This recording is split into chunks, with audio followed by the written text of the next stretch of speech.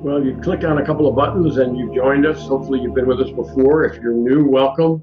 Again, we're very grateful for the energy that's gone into these webinars in terms of our guests as well as our attendees. The numbers are growing. It's precisely what we need to do as we get ready for 2020. So the United West is our parent organization. We're Sharia Crime Stoppers. The motto is one team, one fight. We're getting ready for the big fight next year. And we are in the home stretch of our fall webinar series we've got next week, and we'll give you some information about that at the end. Tonight, we're very, very blessed to have an expert, Dr. Andrew Bostom. Andy, welcome. Good to be here, guys. And we're going to have a topic tonight that is in Andy's wheelhouse, the rising scourge of Islamic jihad. Before we do that, let me mention just a couple of things. Andy is an author and a writer. You probably have come across his work. He's also a professor, associate professor in the medical school at Brown University. And we're going to ask Andy to jump in now, give us a little bit more background information, and then just jump into the topic, the rising scourge of Islamic Jew hatred. I've been studying Islam essentially since 9/11. So for the past just a little over 18 years now. What I was most concerned about in light of the attacks was Islam's relationship to non-Muslims. And so the political doctrine I soon discovered was basically regulated through the law of jihad, and that was the subject of my first book, The Legacy of Jihad. But I was also concerned as a Jew about this phenomenon of Muslim anti-Semitism, and that led me to my second book, which was The Legacy of Islamic Anti-Semitism.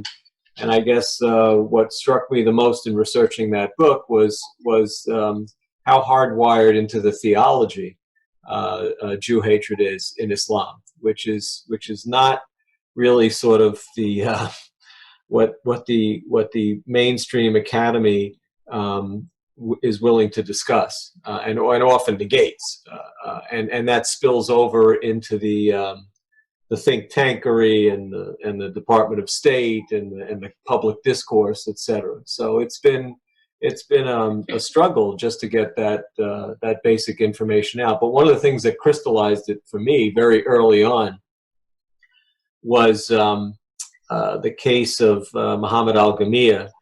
You know, Al-Azhar University, which is the Sunni Muslim equivalent of the Vatican in terms of religious teaching, anyway, since for about 1,000 years now, and it's located in Cairo.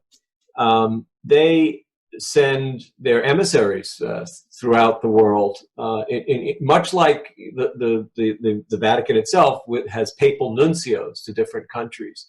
And at the time of 9/11, at the largest Islamic center in Manhattan, Muhammad al-Ghamiyya happened to be the visiting representative of Al-Azhar University and guest imam at the Islamic Cultural Center of Manhattan.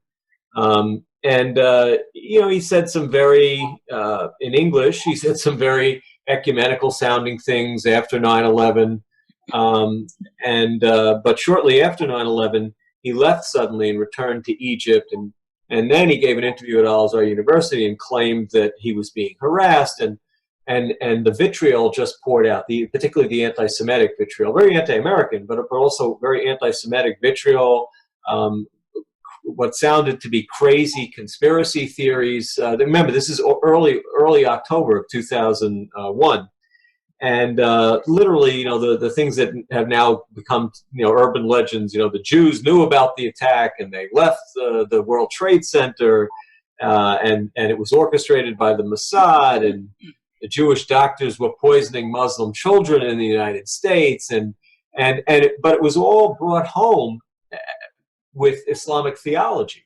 So the conspiratorial Jew hatred in the Quran and in the traditions of Muhammad were really what undergirded all these what otherwise sounded to be completely bizarre, lunatic fringe kind of anti-Semitic statements. And it was those specific references that I later learned were all Quranic references that resonated with me when I returned, when I did my second book on Islamic anti-Semitism.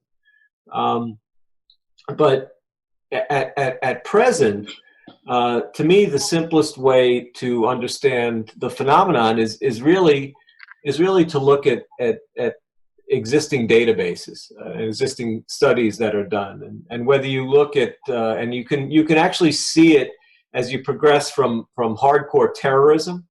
Our State Department puts out country reports each year, and there was a very good study done by the European Union, which looked more specifically at, so our State Department does it globally. The European Union did a study which looked specifically within the EU countries.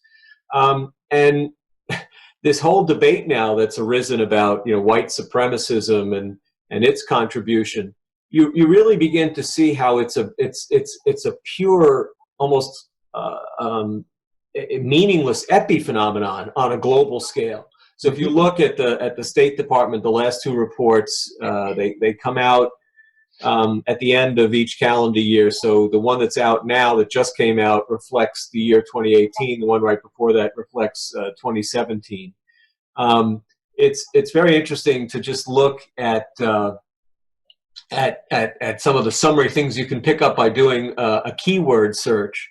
So, for example, in the one that just went online November 1st, if you just look at, and it's a 332-page report, if you just look at the keywords, there's 83 for jihadists, and they're focused on named groups, etc. But there's 83 for jihadists. There's 14 for communists, with another 8 for Marxists. There's 4 for nationalists, but when you look at what they're talking about for nationalists, it's the Marxist Palestinian PFLP. It's the Kurdish Marxist Maoist PKK, and another Marxist group of Kurdish revolutionaries within Turkey. Then it's the jihadist spearheaded insurgency, as they call it, in southern Thailand.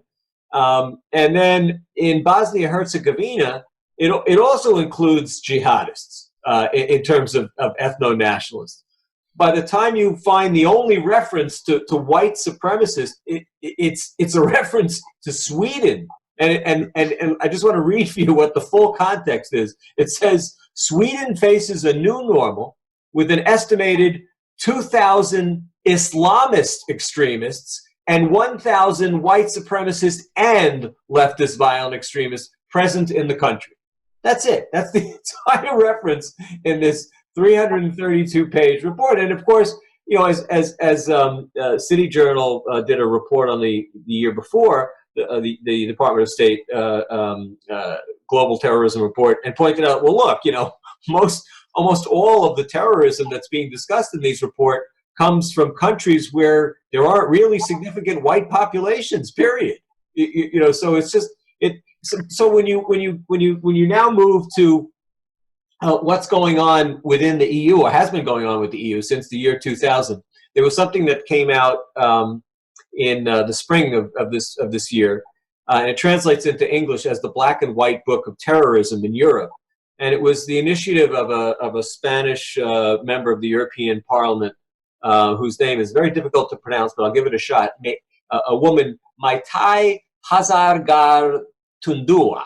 Okay, so she initiated this study, and it's very detailed. But the bottom line figure is, again, this is an 18-year period, 633 deaths due to jihadist attacks, but only 14 deaths attributed to the extreme right, and these are matched by 12 deaths attributed to the extreme left.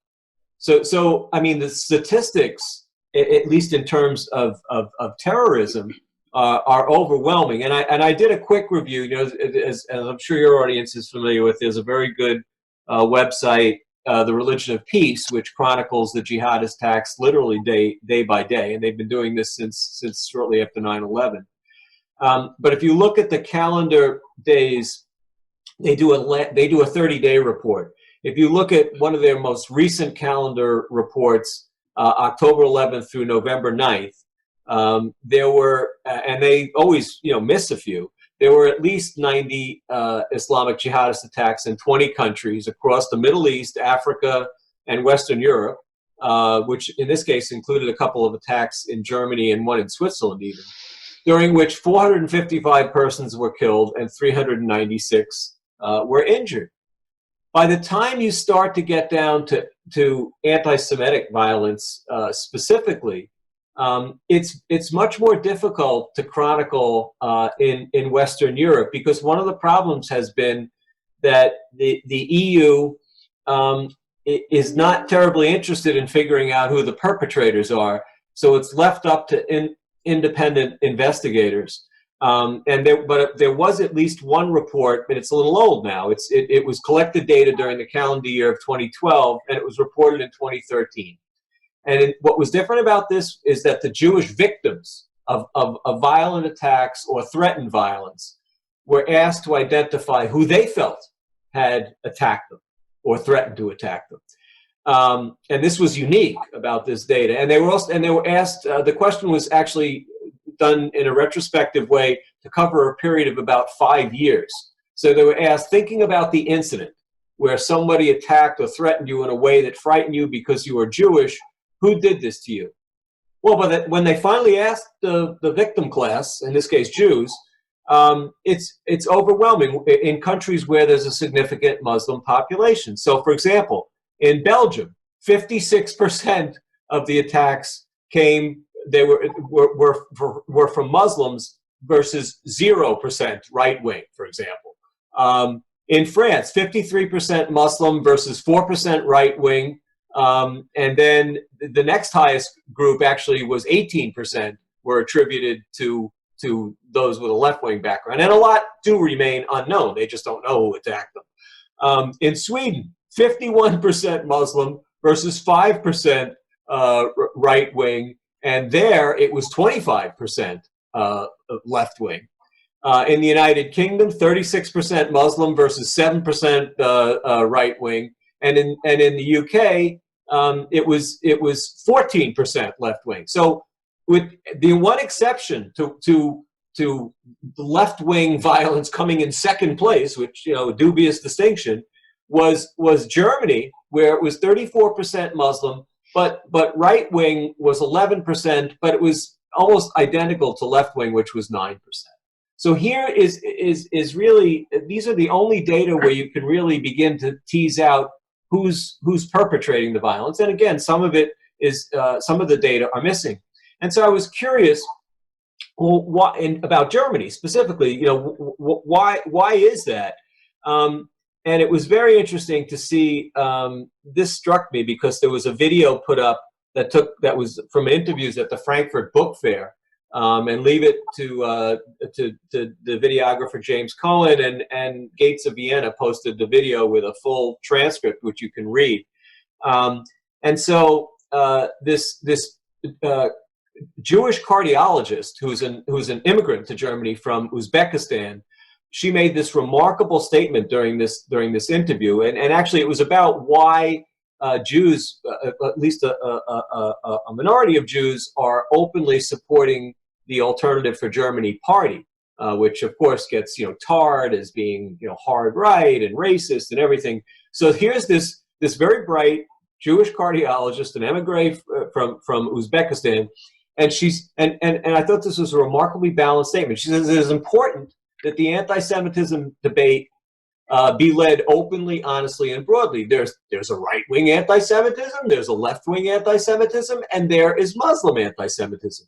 Muslim anti-Semitism clearly dominates in the statistics, and also does, especially among the surveys done among the Jews. So she's confirming what this EU report from 2012-2013 said. And then she explains, she says the German police crime statistics don't apply because they do not represent the reality. That's because as soon as the perpetrator cannot be clearly identified, instead of saying it's unidentified, the crime is assigned to the right end of the spectrum.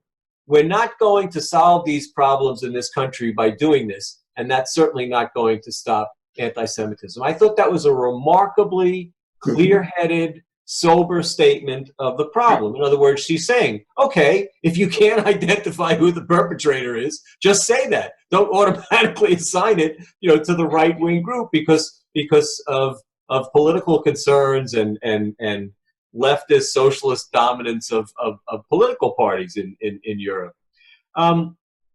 And then by the time you move to data on jihad violence and specific Muslim anti-Semitic violence or thwarted violence in the United States, and this is all post 9/11, as best I could gather, and again, the Religion of Peace website is about the best clearinghouse for this, although they may underestimate. Since 9/11, there's been 53 jihadist attacks in the United States that have caused 158 deaths. And then when you try and tease out what specific attacks have targeted Jews post 9/11, I was actually able to find 4, which killed 6, dating back to 2003. And then there was a previous synagogue attack. You know, we'll talk about the Tree of Life, but there was a previous synagogue attack where, you know, thank goodness the Muslim attacker was fairly incompetent. He managed only to kill 1 person in this attack. But then, interestingly, and one of the perpetrators, the FBI has now come down openly, was Tamerlane Tsarnaev of the Boston bombing infamy. There were 3 Jews that were killed in Waltham, Massachusetts, had their throats slit, and the FBI believes that he was clearly involved with this, and that was in 2011. But just in the past year or so, 5 potentially mass murderous attacks on the scale of Tree of Life in Pittsburgh were thwarted. Attacks by Muslim jihadists on American Jews in Montana, Georgia, Iowa, Ohio, California, and Washington, D.C. The last of these that just went, I believe it just went to trial, and there was a conviction, actually involved an Iranian Muslim that's a U.S. citizen and an expatriate Iranian that were involved in a terror plot that would target, you know, Jewish institutions, and that was fortunately broken up.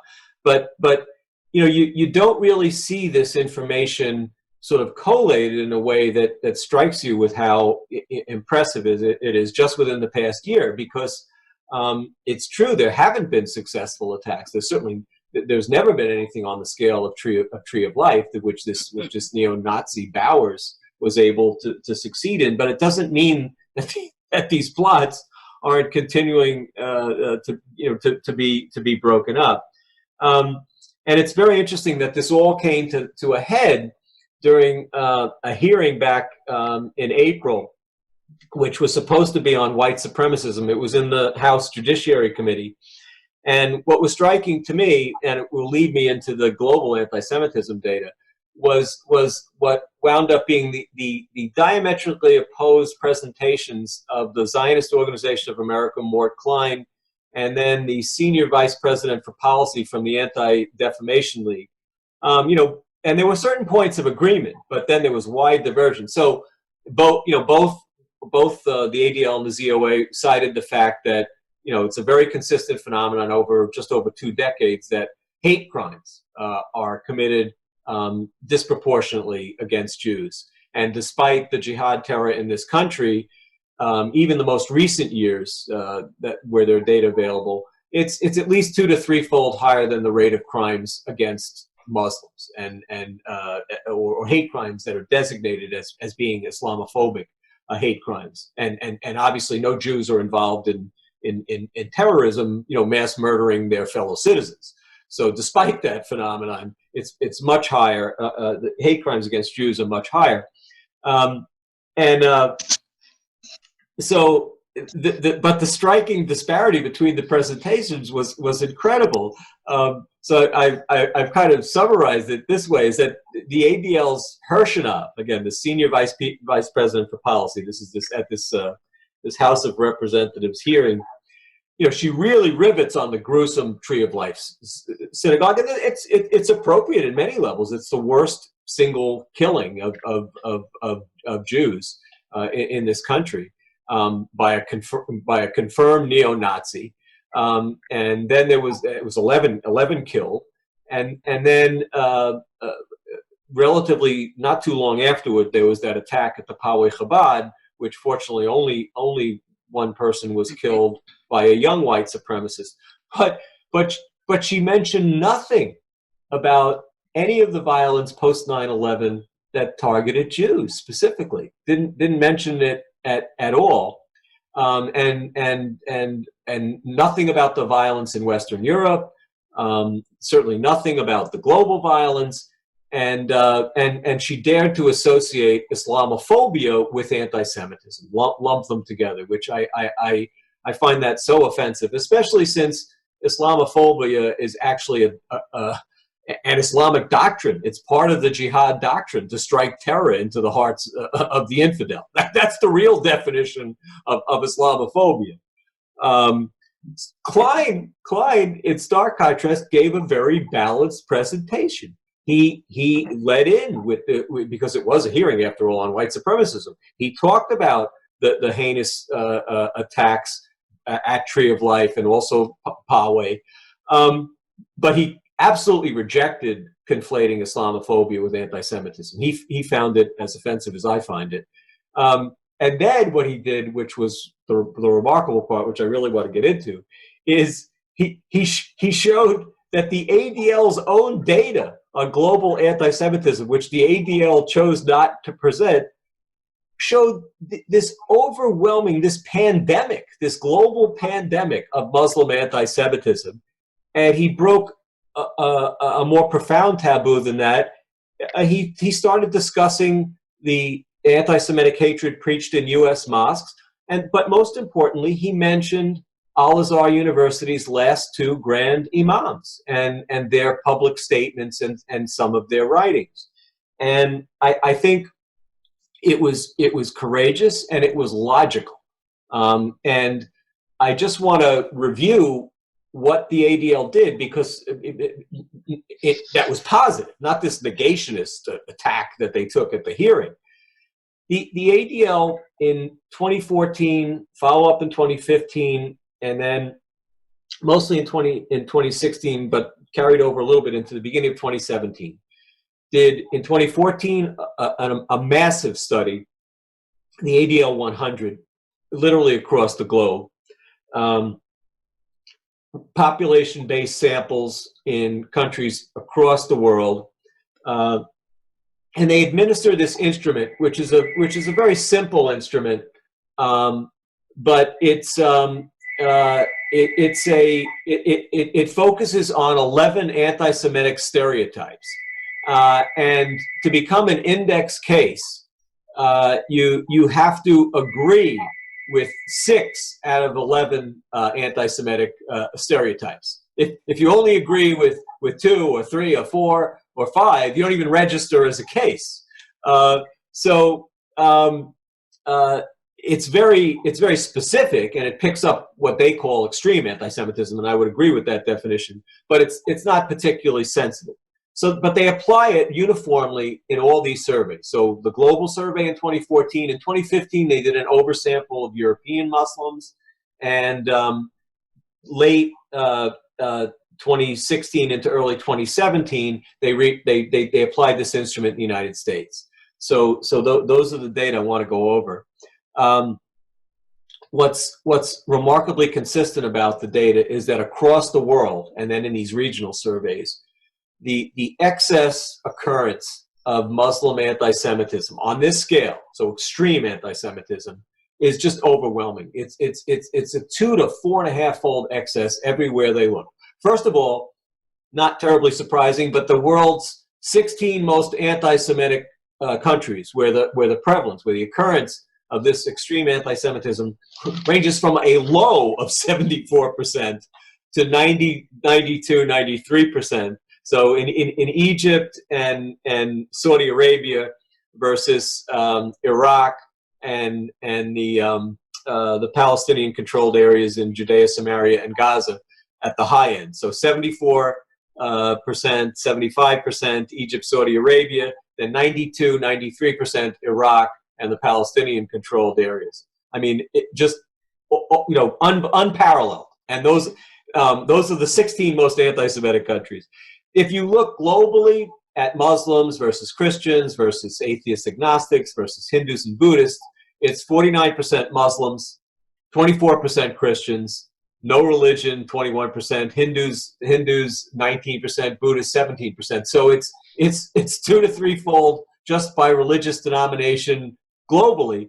When they reached Western Europe, 49 to 68% extreme anti-Semitism was registered amongst Muslims, 12 to 29% amongst non-Muslims. In individual countries like Belgium, which was at the high end, 68%, you could see rates that were 4-fold higher than amongst the non-Muslims in these European populations. So very consistent with the global data, completely disproportionate.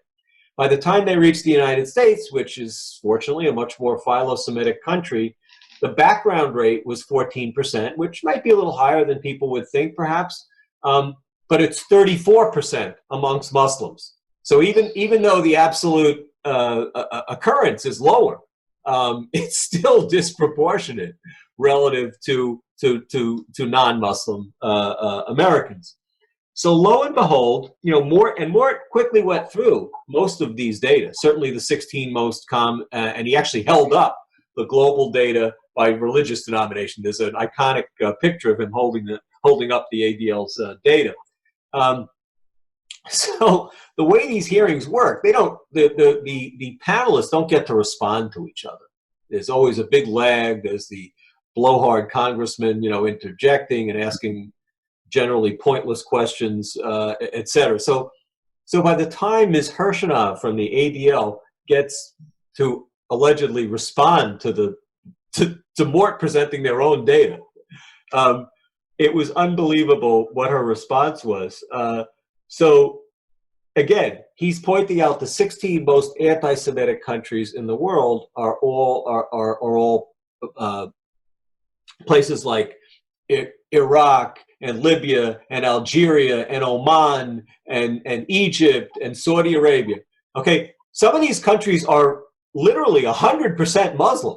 The lowest percentage would have been Lebanon, which is already, though, 60% Muslim, and maybe more than that by now. It's the Christian population is just going in one direction, declining. So Ms. Hirschenov of the ADL has the temerity to explain these data. I'll quote her. She says, one of the witnesses, Klein, talked about global attitudes that we look at. And ADL does that. Vulnerable, marginalized communities have bigotry within them. So in other words, this woman had the temerity to say that the Muslims of Saudi Arabia and Iraq are somehow vulnerable, marginalized communities. It's just unbelievable. These countries are virtually exclusively Muslim countries. But this is how they the left will try and explain away these doctrines. And I think the most important thing that Mort did is that he unabashedly went into the doctrine through the prism of the last two grand imams, and he started out with the more important of the two. And I've done a lot of work over the last 12 years or so studying Muhammad Sayyid Tantawi, and I'm glad I did, because it turns out he's even more, as I do more work, he's more important than I ever appreciated. He was the grand imam from 1996 to 2010 at Al-Azhar University. And he actually got his PhD there. And he wasn't just the grand imam. He is probably the leading modern Sunni Quranic commentator in the modern era. He edited a massive Quranic commentary himself.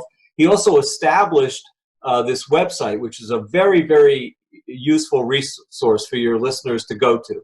It's called altafsir.com. If anyone does read Arabic, it's got 100 full text, verse by verse, just like these websites that are very good, like Quran Corpus, where you can read the Quran word by word, verse by verse. You can actually go through 100 different classical commentaries which span about 1,200 years in Arabic, verse by verse, using the website that Tantawi helped create. Then a few of them have now been translated into English, and it's an ongoing project. But it includes his full commentary. But as his PhD thesis, Tantawi, who by the way was a Hafiz, so this was the trajectory of his. He was a Quran memorizer as a child, so this was his trajectory, long ago in life. He did his PhD at Al Azhar University. His PhD, which I had major extracts translated from, because it was very popular. You'll see in a moment why. Was over a 700-page treatise which translates Jews in the Quran and traditions. And it was produced in 1966 and then published in 1968. And I just want to read an extract from it that I had translated from the book, The Legacy of Islamic Antisemitism. And it's not out of context. It's like 700 pages worth of this stuff. The Quran describes the Jews with their own particular degenerate characteristics, i.e. killing the prophets of Allah. That's Quran 261, 3, 112, additional verses. Corrupting his words by putting them in the wrong places. That's Quran 446. Consuming the people's wealth frivolously. That's Quran 4161. Refusal to distance themselves from the evil they do. That's Quran 3, 120, 579. And other ugly characteristics caused by their deep-rooted lascivious envy. That's Quran 2, 109. The abbreviation I'm giving you is chapter, verse. Only a minority of the Jews keep their word. All Jews are not the same. The good ones become Muslims. That's Quran 3, 113. The bad ones do not. Then he goes on and says, the Jews always remain maleficent deniers. They should desist from their negative denial. Some Jews went way overboard in their denying hostility. So gentle persuasion can do no good with them. So use force with them and treat them in the way you see as effective in ridding them of their evil. One may go so far as to ban their religion, their persons, their wealth, and their villages. I mean, it goes on like that for 700 pages, and this was the ticket, really, in the end. This was his scholarly ticket to working his way up through the ranks and eventually becoming the Grand Imam of Al Azhar University, so the de facto Pope of Sunni Islam. Andy, if I may interrupt real quick, sure. Somebody is asking for, what was the name of that book again? It's his PhD thesis. It's in Arabic. It's published in Arabic. I have extracts from it in the Legacy of Islamic Antisemitism, but it translates as Jews in the Quran and traditions, and it's Muhammad Sayyid Tantawi. So one could argue, okay, that maybe this was a less mature work after all. It was just his PhD thesis. So I've been working through with actually a wonderful academic Coptic Christian who's an Arabic linguist, a university professor of Arabic, and we've been looking through his mature work, Tantawi's mature work, which is this massive Quranic commentary that he produced, and I'm just going to give you verses on glosses of his from this authoritative modern commentary, 3 critical verses. So Quran 3:112 is one of the verses about prophet killing and Jews having being put under in a state of permanent humiliation. And Tantawi's gloss is pretty straightforward on this. He says they have been put under humiliation by Allah. They have drawn upon themselves anger from Allah and have been put under destitution. That is because they disbelieved in the verses of Allah and killed the prophets without right. That is because they disobeyed and habitually transgressed. His gloss on Quran 560, this is the Jews as apes and pigs verse, and it condemns Jews in very broad terms for their corrupt thinking and false assumptions and claims of the Jews. And then he goes on to maintain in a general way, but what you, the Jews, claim is even more evil, as shown in the penalty that has befallen you as you have been cursed and become estranged from Allah's mercy and compassion, and what has befallen your ancestors, of whom some were transformed into apes, others into pigs. His gloss on Quran 564, which is really like the Quranic protocols of the elders of Zion. It's about the Jews as spreaders of war and corruption. He says, Cursed are they for what they say. They kindled the fire of war against you, Muslims, and they strive throughout the land, causing corruption. And Allah does not like corruptors. So you can see in his mature work, there's no leavening, there's no mollification of these views. They're just as strident. And in fact, he gave, I mean, there's a certain dark humor to this interview that he gave. He meets in 1997 with Israel's chief rabbi at the time, Israel Meir Lau, and it's written up. And Tantawi is feeling very triumphal. He reaffirms the views in his PhD thesis, and he as part of this statement, he says he took the prophet's stance, which is my own stance as well, that anyone who avoids meeting with the enemies in order to counter their dubious claims and stick fingers into their eyes is a coward. This is supposed to be an interfaith dialogue meeting that he had. He says, my stance stems from Allah's book, the Quran, more than 1/3 of which deals with the Jews. I wrote a dissertation dealing with them, the Jews. He's referring, this is 1997, he's referring 30 years back to his PhD thesis. All their false claims and their punishment by Allah, I still believe in everything written in that dissertation.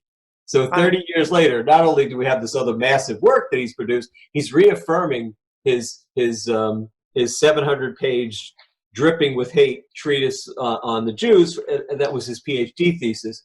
And, you know, worse still is that even after, if you remember, the horrific Netanya homicide bombing, the Pesach massacre of Jews on March 27, 2002, in April 2002, Tantawi reaffirmed the legitimacy of homicide bombing of Jews and condemned the Jews as enemies of Allah, descendants of apes and pigs, even after that horrific event.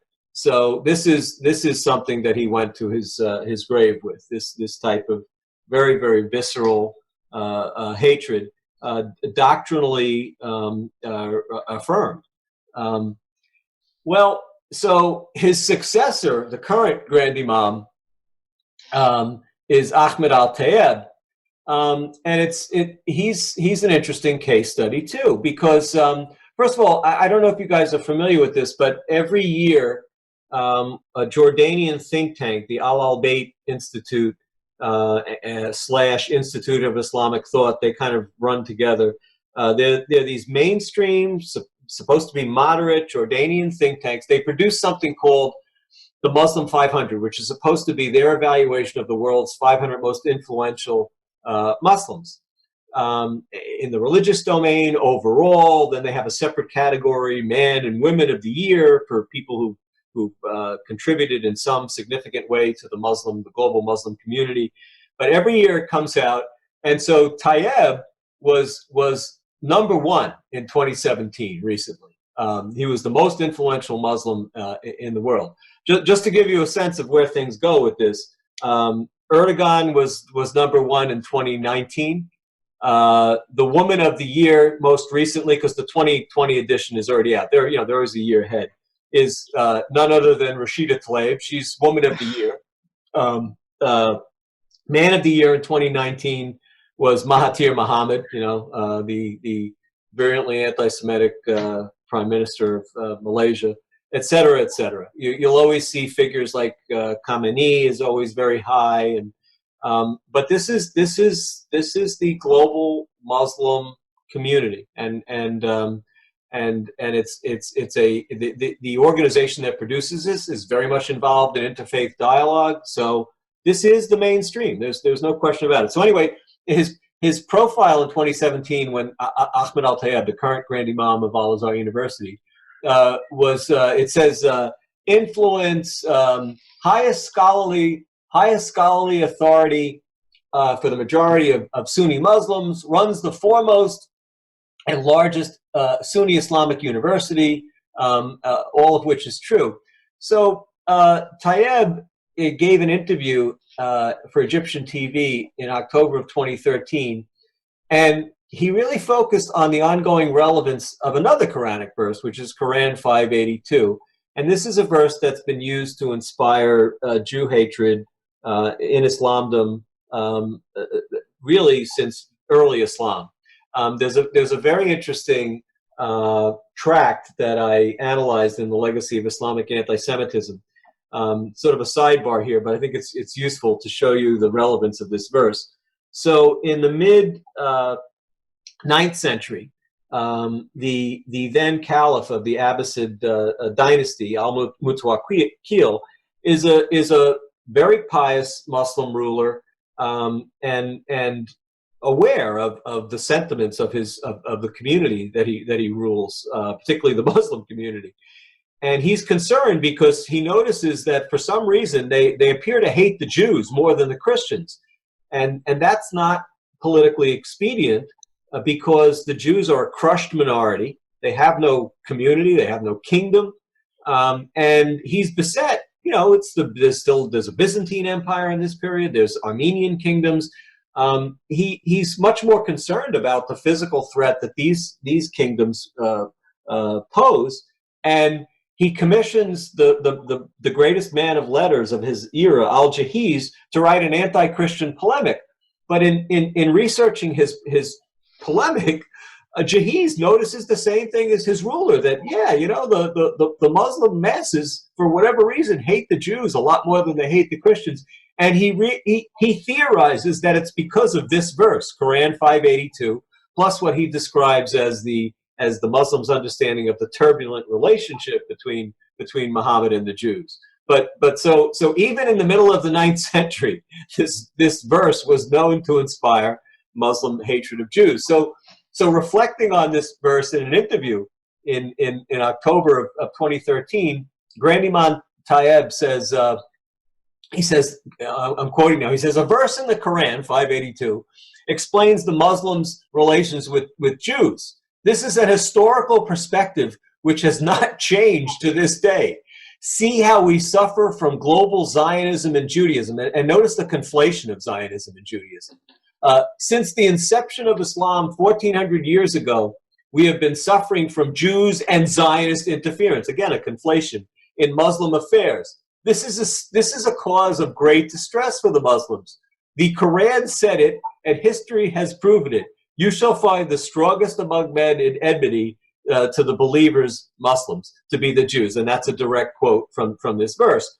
So at the time that I became aware of this interview, there was no pushback. There was no condemnation of these remarks. And I actually, I am friendly with the Dutch PVV leader Geert Wilders. And I wrote to him at the time and I said, you know, no politician, no religious figure is commenting about this virulently anti-Semitic interview that Tayyab gave. Now, he may be theologically justified from his own perspective, but it's still a virulently, you know, objectively, and it's still an objectively abhorrent interview that he gave. And so Geert, to his credit, not only tried to publicize it, but he wrote he wrote a public letter to Pope Francis that Pope Francis should condemn this.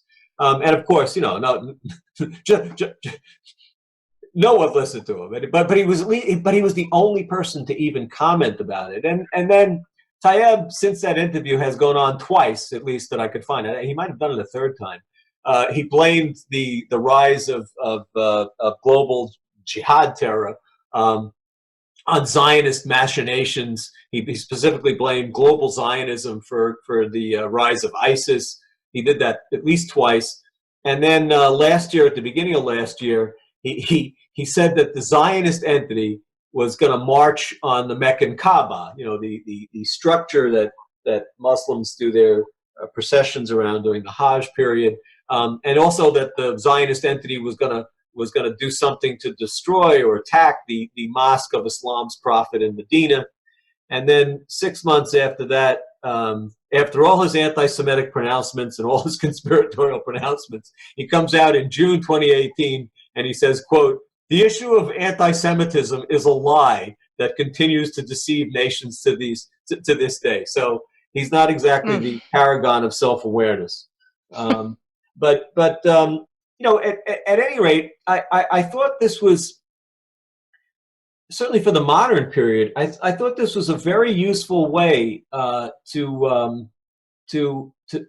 bring home just how mainstream, not only how prevalent, using the left wing ADL's own data, and they are far and away the best data. I mean, I cannot imagine how much they spent on these studies. When you read the methodology, I mean, all these countries that they surveyed, they did in their local languages, and they had to use cell phone connections to reach people. I mean, it's an extraordinary effort that they committed to this. But I began to realize the reason so few people know about this is that the ADL must have been appalled with their own data, because they would issue a press release and then quickly, ignore it. And you saw how they behaved, as I described at this hearing back on April 9th, as if somehow these communities were expressing this hatred because they're vulnerable minority communities of the Muslim world. And it's just preposterous. But there was a very interesting Jewish scholar who actually, somewhat ironically, he lived a long and fulfilling life, died at 96, right before 9/11. Moshe Perlman, and he was a great scholar. He was a great linguist, and he was a great scholar of the medieval Muslim polemic against the Jews. As a matter of fact, his PhD thesis from way back in 1940 was called "The Study of Muslim Polemics Directed Against Jews." But one of these remarkable concordances I noticed is that in this PhD thesis, I had read a lot of Perlman's later works. I had not read his PhD thesis till within the last year. So in this 1940 PhD thesis on the polemic from the Middle Ages directed against Jews, he has a chapter that sounded very familiar to me. It's called "The Jews in the Quran and the Traditions," and I'm like, wow. So in 1940, he wrote something in English that is identical to how you translate Tantawi's entire PhD thesis written 26 years later. Wow. I mean, and the symmetry doesn't just end there. I'll give you a brief flavor. So from a totally different perspective, the perspective of a very careful, thoughtful, linguistically gifted Jewish scholar of Islam, he describes some of the same Quranic and then also themes in the Hadith and the traditions that are virulently anti-Semitic. So for example, he says the Jews transgressed Allah's commandments and flouted the prophets and even slew them. And he gives another one of those prophet-killing references, in this case, Quran 3:181. Therefore, many punishments fell upon them. Quran 2:161, the idea that they're pitched, they're permanently humiliated with punishment. Some of them were turned into apes for desecrating the Sabbath, and he cites two other verses, 265 and 7:166. Muhammad came to confirm their scriptures, Quran 3:3 and 4:51, but they did not accept him. They concealed the revelation, Quran 2:42 and 3:71, or did not understand it. He goes on and on. He talks about Islam being the primordial faith, which is an idea that's expressed certainly in Quran 3:67. And he says, thus Islam is the original revelation. This cuts the ground from the feet of the unbelievers. And he goes on to the Quran verse, the jihad verse, Quran 9:29, which compels Jews and Christians to be subdued and humiliated. He talks about the opening of the Fatiha, the opening of the Quran, which is the Fatiha, which is a very short surah of 7 verses, and the 7th verse talks about those who incurred Allah's anger. And he says, as this has been shown in Quranic commentaries dating back to the 8th century, that those who incurred Allah's anger are supposed to be the Jews. And then he talks briefly about the traditions, and this is particularly interesting. He says, persisting in their obduracy, they did not shrink, the Jews, from plotting, practicing sorcery, and poisoning. By the way, there's a theme in the Hadith that not only it sort of fulfills, it updates the themes from the Quran about the Jews killing prophets. There's a conspiratorial poisoning to death of Muhammad. So he says, pursuing in their obduracy, they did not shrink from plotting, practicing sorcery, and poisoning until they were finally crushed and driven out of Arabia. The Jews extended their hatred of the prophet to all Muslims. And he says, they became, in a way, the incarnation of evil. So it's remarkable to see this symmetry from frankly, a scholar who I believe should be far better known, but very similar to what you get from Tantawi, 26 years later. Andy, let me ask you a question or two here. What you've done and what you do in your work is to provide the deep connection to historic and absolutely current doctrine coming out of the Vatican of Islam, namely the university, etc. So for our listeners, there are 3,200 mosques in America. Those people don't just talk about the weather. Right. They get direct guidance from the university. They get direct guidance from the people that provide that kind of information. We've had other people talk about the AMJA, I think it is. There's a group of scholars in America. So these the Assembly of Muslim Jurists of America, yeah. Right. They pump into the imams are trained collectively, consistently, and then the messages. A lot of them are trained at Al Azhar, as a matter of fact. Yes. Right. So on any given day, in any one of the 3,200 mosques, some of which are in our neighborhoods, this is what is discussed, and it's a deep-seated with Quranic references and references to tradition as well, and references to the life of Muhammad. So this is hatred specific to Jews that is very deep, very consistent, and pumped into our communities through the mosques in America. That's just the way it is, and we want people to understand that. Yeah, and also there's been studies of texts that are taught to children, grade school through high school, and you'll see a peppering. It's kind of excuse me. It's sometimes they will use the actual textual material from the Quran Hadith. Other times it's just the basic themes made simplified for children, particularly younger children. But recall there was this iconic video that that Memory got of a 3-year-old child who knew Quran 560, the apes and pigs verse, and she's 3 years old and she's being asked, where did you learn that? And she says the Quran. Yes, but there was a very good write-up in 2003, and sadly I don't think the situation's changed very much, looking at the textbook materials that were used in New York City area schools, and many of the themes that I introduced here. And why wouldn't they be? I mean, and that was one of the complaints when the authors of some of these textbooks were confronted. One guy was very honest. He said, well, look, I mean, the actual source texts are even worse, and that was his response to being confronted about what had filtered into the textbooks. So yes, it's. But you see, this is the problem. This is the conundrum that we face. The failure to identify what's in these texts. The idea, I'm not going to get into some of the academic or pseudo-academic discussion, but there have been very, very respected Islamologists who are, one of whom passed away not long ago, was an icon of center to right think tanks, who literally denied the presence of theological anti-Semitism in Islam altogether. And this is not coming from the left.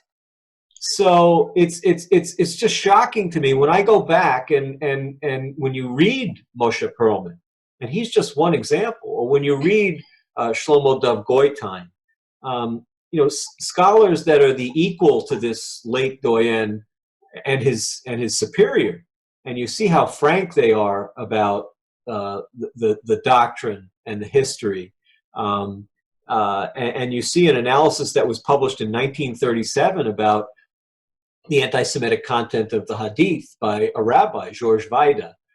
This material has been out there for a long, long time. It was recognized by scholars that are at least equal, I think, better than any of the more modern scholars. And it's very disconcerting to see how this material has been completely neglected. Now, I had translated this essay that I mentioned on the Hadith by Georges Vaida, was published in French in 1937. I had it fully translated, including all 202 footnotes, and put into the Legacy of Islamic Anti-Semitism. But I was the first person to do this, as basically as a layman, at the time. So it's very disturbing. It's a combination of denial and neglect and fantasies about Oslo processes. I don't know how much has figured into all this.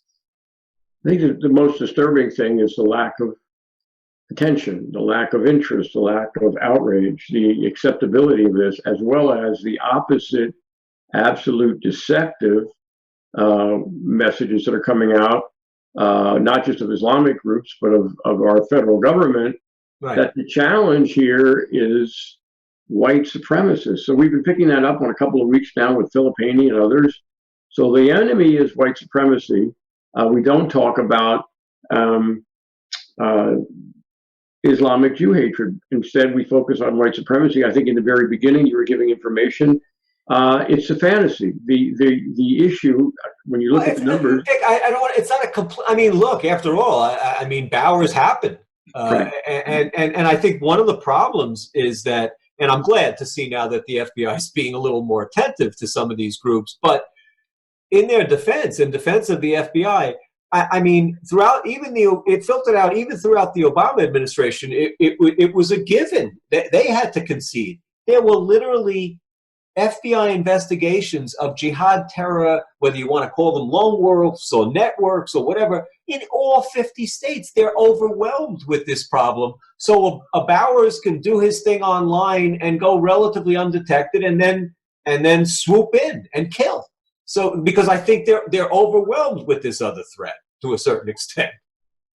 Well, yeah, I shouldn't have said that the white supremacy was a fantasy. What I'm getting at is that the energy that is being put into right now. We have forums on white supremacy in West Virginia, in Minnesota. We have a UK Holocaust museum, which has softened its message on the Holocaust on Jews and somehow conflated that with people being nasty to Muslims. I mean, no, it's awful, and certainly, Dick, you're 100% right. No, I didn't mean to chastise you at all. I think you're 100% right in terms of global terrorism, and the State Department data and the European data demonstrate that. And any rational person looking at those data is going to say, well, where's the white supremacists? They're a footnote, So the lack of anger, outrage. I mean, I don't know what happened in this House hearing. I'm not a big fan of hearings, except they expose information. You mentioned Mr. Klein's presentation. It gave people who cared an opportunity to look at that data and understand it. We didn't get a lot of attention to it, and my guess he was attacked for being an Islamophobe. There you go. So even with the data, even with the information, and again, I think you said it clearly, he used ADL's data. They did not use their own data, and I'm sure the attacks came from the people in the hearing and the media. I mean, this is really a problem. Like, all we have to do is look at history. When you go after the Jews, it's the beginning. Oh, yeah. I mean, Dick, there are other data out there which show very clearly that if you the problem is the surveys weren't collected at the same time, but they're close enough in time where the trends are not going to change measurably. So if you look at, for example, the Open Doors Christian Persecution Index and the 50 worst countries for where Christians are being actively persecuted, including being slaughtered, and you line that up next to the ADL data, and then you line that up ultimately to Pew's data on desire. And the question was, it was asked between about 2008 and 2012 across the Muslim world, the desire for strict, the word was strict, application of the Sharia. If you line up the findings from those three surveys, admitted within the limitations of sometimes the data aren't available for all the countries, but I created a grid, and there's a striking concordance between wanting strict application of the Sharia, persecuting Christians, and having, extraordinarily high rates of extreme anti-Semitism. They all go together. And the notion of making the Sharia more normal and being asleep about things in the Sharia talks about sanctioning mass murder of the infidel. The whole doctrine of jihad is an integral part of Sharia. The discriminatory jurisdictions against all non-Muslims, against Muslim women, punishments that we consider to be just a complete debasement of the individual, amputation for theft, stoning to death for adultery, the lack of freedom of conscience and freedom of speech. These are all fundamental elements of the Sharia. Well, one of the things that we're not remembering, I think, that we need to bring up is the fact that they're rewriting history. So all of the information you gave us, Andy, was great information, but the history is not being taught, and when it is being taught, it's not being taught accurately. Look at what they're doing with the Holocaust remembrance. How many people out on the street even know what Holocaust is, and whether or not they understand the implications of what happened back then. And even the ADL data, this ADL 100, had a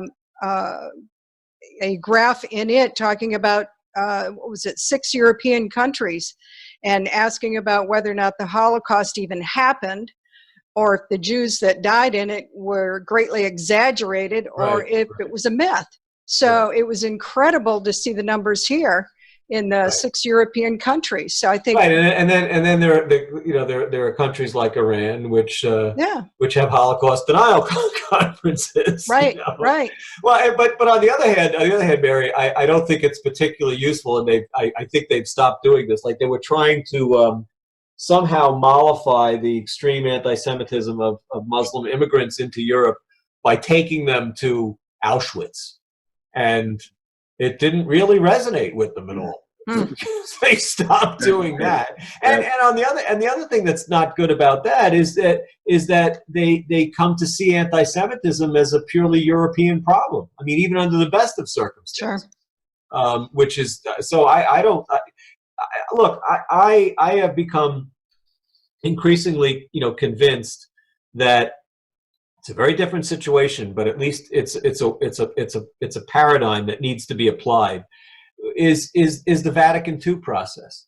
The Vatican II process was a mea culpa based process. Now, that's the key element that's missing from Islam. But in terms of confronting Islam the way Jules Isaac confronted Christianity, although it was in a very amicable way. Isaac was a Jewish historian, a French Jewish historian who lost his wife and his daughter and his son-in-law in the Holocaust, and became increasingly convinced that not so much the Gospels themselves, but the mainstream catechism and commentaries on the content of the Gospels promoted very, very virulent Christian anti-Semitism and deicide allegation, etc. And so he was instrumental, however different than Islam, working with very willing Catholic theologians, and triggered the whole process that led to these major reforms culminating, in Vatican II. And he laid out. What's very interesting is that he found that as a Jew, he wasn't a biblical scholar, certainly of the New Testament, but it was easy for him to find commentaries which said, well, I may read this verse and it sounds pretty benign to me, but this is what's being taught that gives it this anti-Semitic gloss. And so that's really the way I'm reading his work now. It's called his major work called translates into English as Jesus and Israel, and that's his point, is that the teaching was where the problem lies. Now with Islam, I think it's more complicated, because I think the text itself but it's certainly compounded by the existence of these classical and modern commentaries and commentators, Tantawi being, a great example. But the process that he undertook, I think, is what Jews need to undertake, which is that they have to confront Al-Azhar University with these materials and how they're actively interpreting them, like the current Grand Imam and his immediate predecessor. And that's up to Jews and other non-Muslims to do. And I don't see a willingness to do that at all. But it absolutely needs to be done. That, to me, that's the starting place. To somehow have academics deny that this material is devoid of theological anti-Semitism is preposterous. It's as bad as denying the ADL data. I think an example would be, I think you mentioned a Jordanian group that identifies the 500 top Muslims in the world. I think you said Rashida. Rashida. She's well, there's different categories. Woman. She's the woman of the year. Woman of the year. Not most influential. There are separate categories. But she is a worldwide celebrity. And so there are people who maybe won't follow her as a scholar, but will follow her as an example. And she's upheld as an example. That is true. And so she obviously went to a mosque. She had a mother and a father. She got pumped this material over her life, and she is an outspoken Jew hater. Right, and again, in her case, and well, in Omar, I would say that seems to be a little more perhaps her case. Although both of these women are very hard leftists, so it's and the left has its own virulent anti-Semitic problem dating back to Marx himself, who was a annihilationist Jew hater. But yes, I mean it comes through the culture. There's no question. There's no question about that. Certainly, Palestinian culture is just it's 93% of the Palestinians, by the ADL's own data, exhibit extreme anti-Semitism. What's interesting too, Dick, is that if you don't believe the ADL data, and why shouldn't you? You should.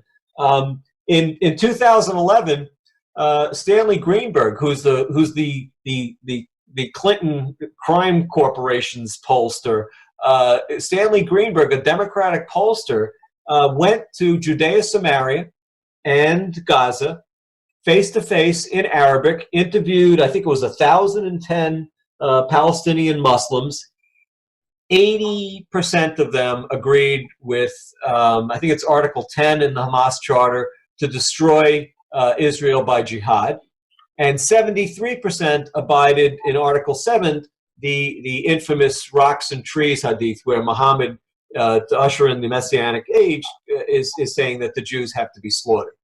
So, that's obviously coming from the theology. Mm-hmm. And I think the other observation I would make is, that we've spent a lot of time on surveys, which are expressions of feelings, deep-seated beliefs. In addition to that, there's plenty of action. So obviously, in the case of the Palestinians, they pulled the trigger. They said today. Thank you. So these words, these feelings are incitement, and in some cases, the incitement is very real. And whether it's heard in Phoenix or Maryland or Georgia, it's message which is incitable. And so, it's totally unacceptable. So in America, we have our Constitution. We're all equally protected under the law. Well, that includes Jewish people. So we are not about white supremacy. We're certainly not about Islamic supremacy, including Islamic Jew hatred. The only supremacy we're in favor of is constitutional supremacy, right, which protects us. And if we don't start getting closer to proclaiming ourselves as constitutional supremacists, we're going to be allowing this other kind of supremacy to run rampant. and there's going to be dead people in America. Well, There are. yeah, I would just like I would just like to start with a simple acknowledgement of the ADL. I mean, really, I think there was, and I will confess, I worked very closely with Mort Klein in the days before his testimony. But he did it. It was up to him to get in front of that committee and say what he said. But you know, I think it's a very simple and logical approach that you start with. You know, in medicine we have the concept of triage. It was Larrey, the French battlefield surgeon under Napoleon. You know, came up with this basic principle that, you know, it doesn't matter whether the person that's most egregiously wounded is a nobleman or a serf. You take care of that guy first. You know, so when you look at the ADL data, it keys you into what is the most prevalent and virulent form of anti-Semitism. So focus your attention there, and then figure out why it is that way. And then you're obviously led to the institutions. And I didn't even touch upon the Shiites. You know, their major teaching institutions and their most important modern Quranic commentator, Tabatabai, is at least as virulent in his Jew hatred, in his massive, it's bigger than Tantawi's. He's got a 21-volume Quranic opus which drips with Jew hatred. You know, and he's not Khamenei or Khomeini. He was actually, they coined a word for him. Both the Iranian academic institutions and Western Islamologists. He wasn't just a theologian. He wasn't a philosopher, Tabatabai. He was a theosopher. And so I'm reading this commentary by this most prominent, most important Shiite intellectual of the modern era, and it drips with Jew hatred. I mean, so it's not just the Sunnis. Mary, go ahead, Mary. Yeah, it's all written down in their documents. Yet we're the crazy ones when we bring it forward and address it and talk about it and try to get them to realize it's factual information, but they still will come back and attack. Well, and then the one person who actually confronted Al-Tayyab, the current Grand Imam, was Geert Wilders, and then of course he's vilified for everything else, but he's the only one that has the intellectual courage to do this. I mean, it's actually quite amazing. Can you imagine the uproar if statements reaffirming the worst elements of medieval Christian anti-Semitism were repeated and celebrated by Pope Francis? People, the Jewish community in particular, would go ballistic, would go crazy. Yeah. And so would all the theologians in the United States and Europe. You know, the mainstream. Tayyab says these things and it passes unnoticed. As a matter of fact, he's involved in a joint dialogue initiative with Pope Francis. Oh, exactly. What, from your perspective, what could just the local communities of Jewish people, what could they do?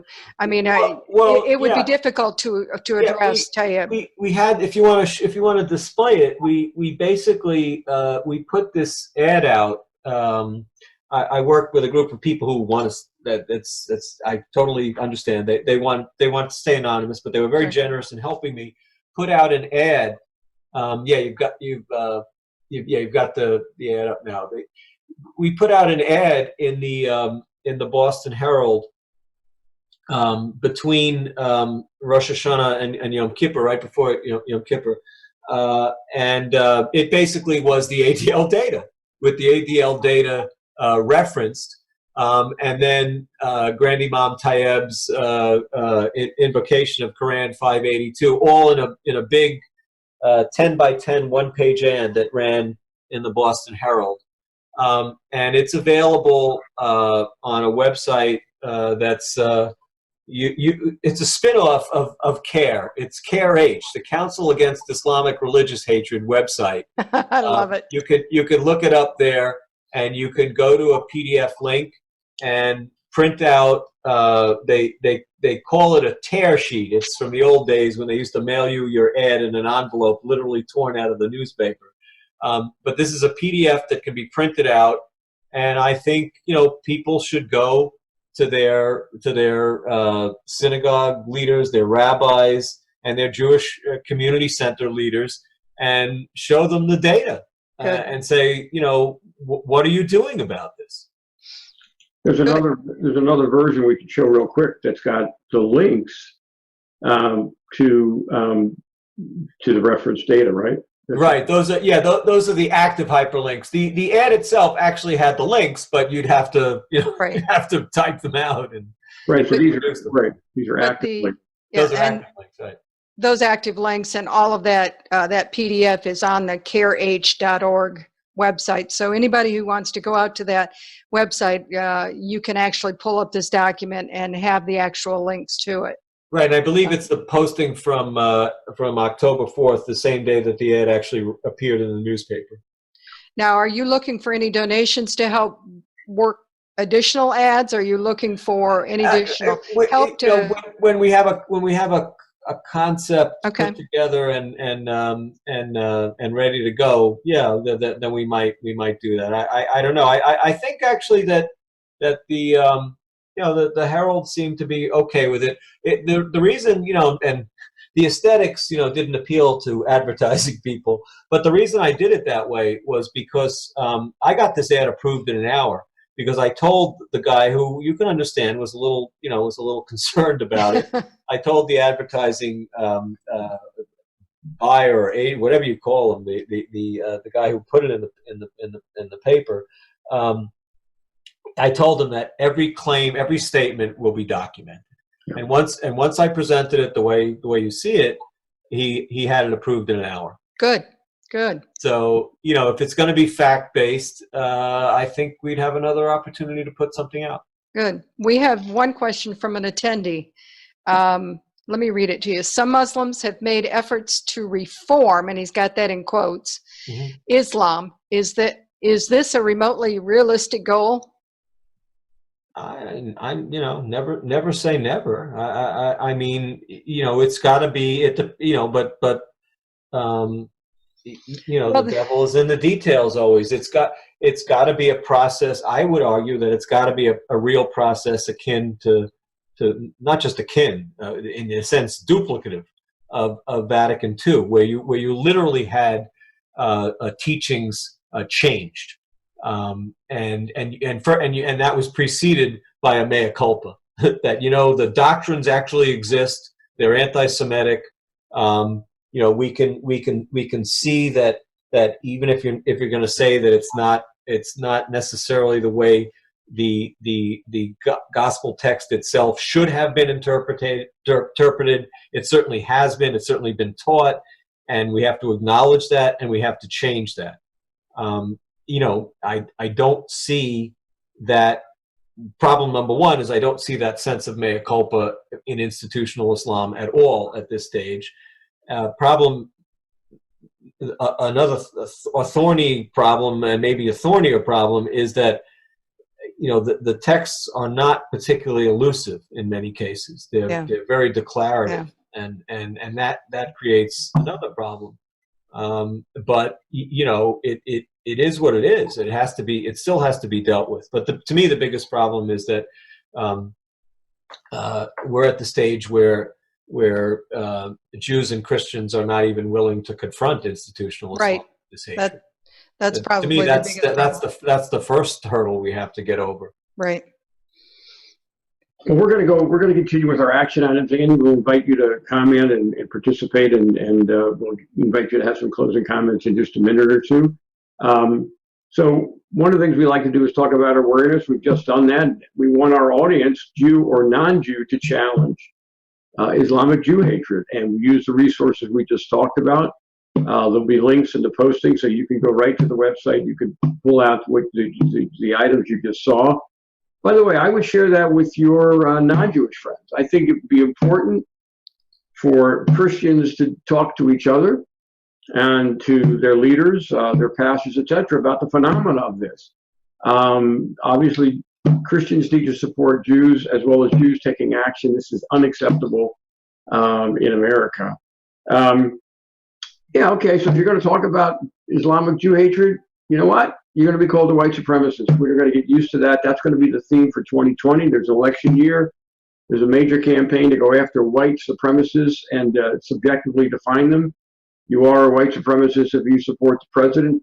And if you talk about Islamic Jew hatred, you're basically a white supremacist. And if you look at the people behind the movement towards white supremacy condemnation, many of them are, in fact, the same people who are behind Jew hatred. Namely, they are from Islamic sources creating the white supremacist meme. Yeah, just a question. You're an American Jew. You have a family. We talk about World War III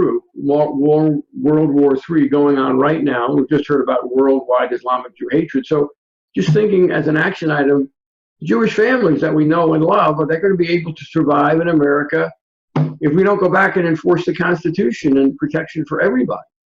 If we don't enforce Article 6 of the Constitution, which says you cannot have Sharia as the law of the land, the Constitution is supreme, in conflict with Sharia, if we don't go after that aggressively and go after people promoting Sharia in the mosques and examples of with reasonable suspicion of sedition, it's going to be tough for Jewish families. And frankly, in 2021, if the president is not named Donald Trump, these other people that are running for president are not going to treat Jewish people kindly because they are, in fact, supporting and looking the other way at Islamic Jew hatred in America. So we are continuing next week. We're going to give you some updates, and then we'll come back for a closing comment. Next week's a big week. It's our last week in fall 2019 for Sharia Crime Stoppers, our webinar series. We're going to give you some bonuses. We're going to start on Monday with a news analysis by Claire Lopez. You heard her on the 4th. She'll be back again on the 18th, next Monday. By the way, the person she spoke about on the 4th will be in the White House tomorrow. His name is Erdogan. So I'm guessing that her news analysis on the 18th on Monday will be very, very interesting. So please tune in for that. Another day next week will be Tuesday, the 19th, and David Boris, our co-founder, is going to be speaking specifically about Muslima deceivers. These are women who are Muslims, but they're deceptive and they have a role to play in America. This is a really interesting presentation. Please come back for that. Wait, there's more. We've got a special announcement of a bonus webinar, thanks to Mary and some of her connections. We're going to have an extra one on Thursday. First time we've done a Thursday webinar. This is a pattern we're going to build in the new year as necessary. We'll have webinars when we need them, as we need them, in addition to the Tuesday night ones. Dr. Mark Christian will be with us at 7 p.m. Eastern on Thursday as an extra bonus. He is a former Muslim imam, so he was an imam for 13 years and then converted to Christianity. This is a real special human being with a very special insight. He's from Cairo, Egypt. His family members were associated with the Muslim Brotherhood. He really understands what we're talking about. His organization is called the Global Faith Institute. They're having a meeting next Thursday night in Omaha, and we're going to actually put our cameras and microphones into their meeting and broadcast their meeting live for the entire country who listens to the webinar. It'll be a Middle East update. We know ahead of time that Dr. Christian is going to talk about Donald Trump and Saudi Arabia, that special relationship. He's going to comment on the economics of an IPO for the Aramco oil, which is part of the Saudi Arabia oil supply. An IPO, how will that impact Islam and its worldwide ambitions? And frankly, he's going to talk about, there's a whole bunch of Ilham Omars coming. These would be progressive political Muslimas. Again, these are women who have roles to play, but they are politically active, and he's going to give us some insight in terms of the people that are coming up in the model of Ilham. We're working on our 2020 activity. We've told you in the past that Christine Douglas Williams has been kind enough to volunteer. She will have a bi-weekly news program in the new year, starting in the middle of January. As you know, Christine is writes at Jihad Watch and has given us some perspectives in our webinars previously. And we're really excited to have Robert Spencer kicking off our first Tuesday webinar on the 14th of January. So lots coming in the new year, more details next week as well. You're registered. You don't have to do anything for next week or next year, but it would be great to get more people and get them to come on board to see these webinars, because 2020 is going to be a fight and we need to be prepared. We are Sharia Crime Stoppers. We think we're in World War III. We think that part of World War III is worldwide Jew hatred. Terrible phrase, first it came for the Jews. It's true. First it came for the Jews, and we did nothing. And that's where we are today. So with that, Andy, thank you so much. Give us a parting comment, and then we'll ask Mary for a parting comment. And what do you think of all this, Andy? Well, I'm glad you guys are doing what you're doing. I appreciate the opportunity to speak about things, and you know, I think the problem is really more with non-Muslims, and I think we have to be courageous, like you guys are, and forthright, and you know, we're operating in an environment where rational discussion is being shut down, and we have to resist it. I think these kinds of forums are critical at this stage, because the problem will become insoluble pretty soon if we don't act, and if we give up our right to free rational speech, then we're going to fail, and our kids and grandkids will suffer. Thank you so much, Andy. Mary, close us out with a final comment, if you would, please. I completely agree with Andy, and that's why we do this. And we are, excuse me, working with anybody and everybody we can. And what I loved about your presentation, Andy, was that you were presenting the facts, and that's what we try to do. And as long as we are continuing to present the facts, if they shut us down for that, we will find another avenue. So thank you for being with us tonight. And Dick, I'll let you close it out. Well, we are part of the United West, and please keep that in mind. Tom Trento's message is make America think again. That's what we try to do. So we try to make you think again. I think you did a lot of thinking to follow the incredibly scholarly detail and practical information that Andy provided. We're going to invite you to think again next week with our Monday, Tuesday, Thursday program. So with that, we'll say good night and invite you to join us again next week. Take care. You very much. Thank you. Good night, everybody. Bye.